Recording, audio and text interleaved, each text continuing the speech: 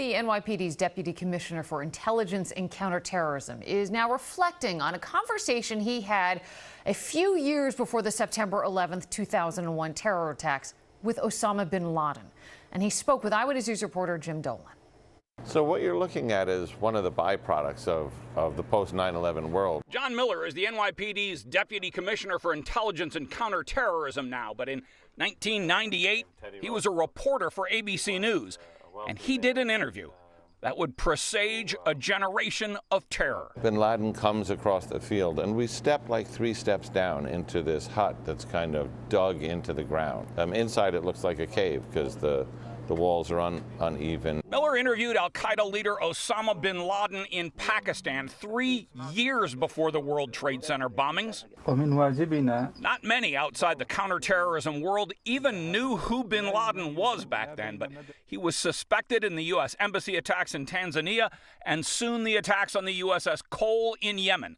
Miller spent 10 days traveling with al-Qaeda operatives in Pakistan and Afghanistan before one night bin Laden finally showed up. He sat down on this kind of bench covered in red fabric and put a blanket kind of over his knee. It was like sitting at story time with an old uncle. But there was a problem, a big problem. Bin Laden's handlers wouldn't allow anyone to translate the sheikh's answers. Miller didn't know what bin Laden was saying. And the al-Qaeda leader's monotonal, measured delivery was deceivingly calm. Miller had no way of knowing just how fiery it was. And at the end, I went back to the Arabic-speaking Iraqi fixer who had come with us on the trip. And I said, did he answer any of the questions? And he said, we need to get the tapes, and we need to get out. He declared war on America. And he vowed 3 years before 9/11 that he would kill American civilians.